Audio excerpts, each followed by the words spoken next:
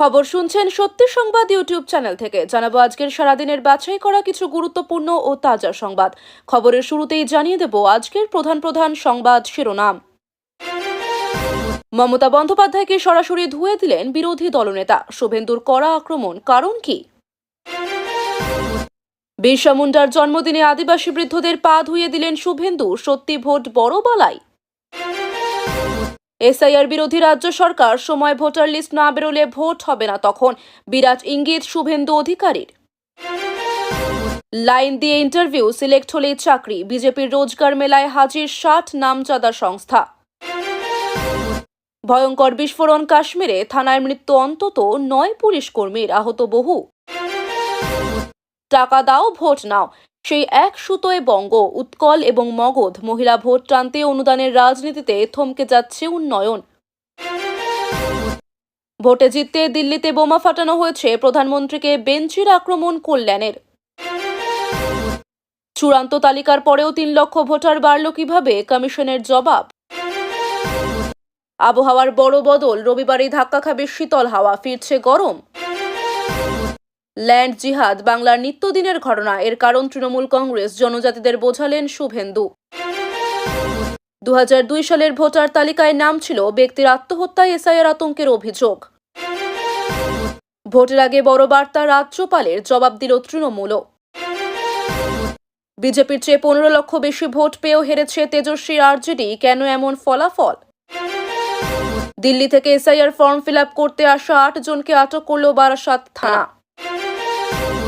সব সম্পর্ক ছিন্ন, ভোটের ভরাডুবির 24 ঘন্টার মধ্যে বড় ধাক্কা খেলেন লালু। 5 থেকে 10 মিনিটেই অ্যামোনিয়াম নাইট্রেট দিয়ে খেলো খতম। গাড়িতেই বিস্ফোরক বানিয়েছিল উমর, বড় তথ্য এলো সামনে। 24টি ইঞ্জিনের চেষ্টায় অবশেষে নিয়ন্ত্রণে এলো বড় বাজারের আগুন, 100-র বেশি দোকান ক্ষতিগ্রস্ত। বিহারের ফলে বিস্মিত রাহুল, কি বলছেন? 48 মাস বেসিক বেতন ও ডিএ থেকে বঞ্চিত, 7ম বেতন কমিশন ইস্যুতে নবান্নে নোটিশ সরকারি কর্মীদের। কারা এরা? এসআইআর ফর্ম ফিল আপের সময় নিচ্ছিল ওটিপি, জানাজানি হতে ছুটে আসলো পুলিশ।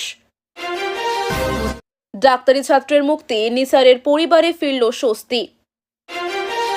সুরা প্রেমীদের জন্য দুঃসংবাদ, অনেকটাই বাড়ছে এই সমস্ত মদের দাম, কারণ কি জানুন বিস্তারিত। মহিলাদের স্বনির্ভর করে দৃষ্টান্ত করেছে বিহার, বঙ্গে কিভাবে ব্যর্থ হবে লক্ষ্মীর ভান্ডার, বুঝিয়ে দিলেন অমিত মাল্যব্য। আগে 22 বার আগুন লেগেছে ওই বাড়িতে, বড়বাজার অগ্নিকাণ্ডে দমকলের বিরুদ্ধেই বিস্ফোরক কাউন্সিলর। উত্তর দিনাজপুরে ডাক্তার গ্রেফতার, দিল্লি ব্লাস্ট কাণ্ডে বাংলার যোগ, বিজেপি নেতার পুরনো সন্দেহ ফের সামনে। উত্তম না সৌমিত্র, কে বড় স্টার? উত্তরে যা বলেছিলেন মাধবী। এসআইআর আতঙ্কে গভীর রাতে বাড়ি ছাড়লেন ব্যক্তি, আত্মহত্যার চেষ্টা আরও একজনের, তৃণমূলের অভিযোগ ভোট সংশোধনে বাড়ছে আতঙ্ক। এসআইআর থেকে দিল্লি বিস্ফোরণ, সাংবাদিক বৈঠকে তৃণমূলকে বেলাগাম আক্রমণ শ্রমিক ভট্টাচার্যের, মুসলিম সমাজকে বিশেষ বার্তা। বিহারে ভয়াবহ অগ্নিকাণ্ড, ঝলসে মৃত একই পরিবারের 5।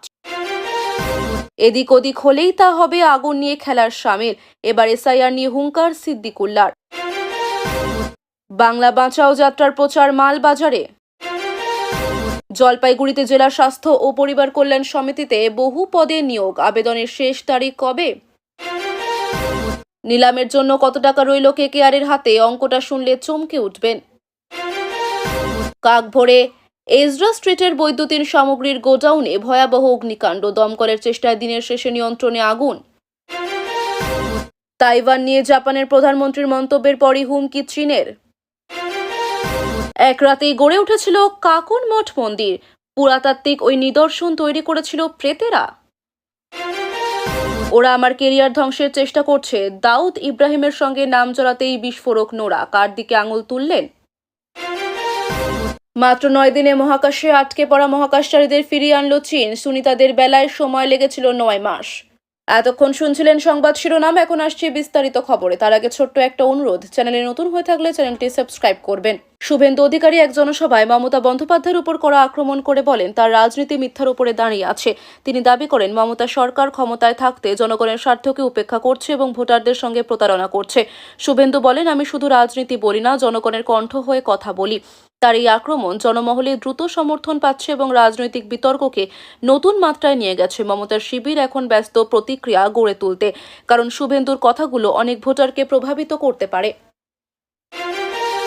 এসআইআর ইস্যুতে শুভেন্দু অধিকারী সতর্ক করে বলেছেন, যদি ভোটার তালিকা সময় মতো প্রকাশ করা না হয় তাহলে সেখানে ভোটও হবে না। তার ভাষায়, রাজ্য সরকারের ব্যর্থতা ভোট প্রক্রিয়া বিপন্ন করতে পারে। এই ঘোষণা রাজনৈতিক মহলে বড় ইঙ্গিত হিসেবে দেখা হচ্ছে, কারণ এটি ভোটের আগে ভোটার তথ্য যাচাই করবার প্রক্রিয়ার স্বচ্ছতা ও যথাসময়ে প্রকাশের দাবি।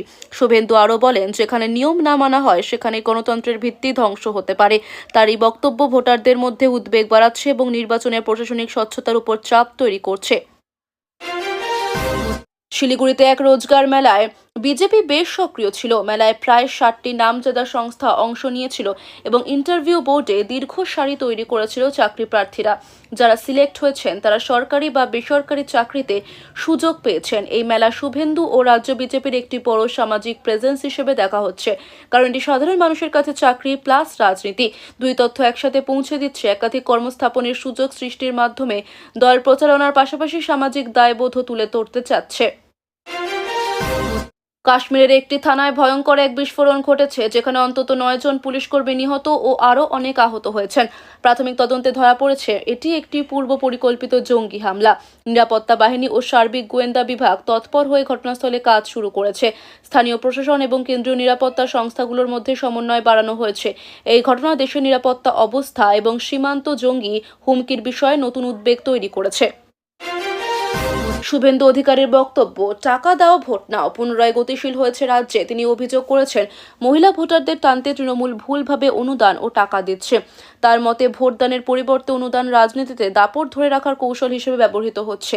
এছাড়া তিনি প্রকাশ করেছেন যে উন্নয়নের নামে এসব অর্থ বরাদ্দ করা হলেও প্রকৃত পরিবর্তন জনগণের জীবনে দেখা যায় না। এই অভিযোগ রাজনৈতিক মহলে টানাপোড়েন বাড়িয়েছে, বিশেষ করে উন্নয়ন এবং ভোট ব্যাংক রাজনীতির গাঁথুনিতে।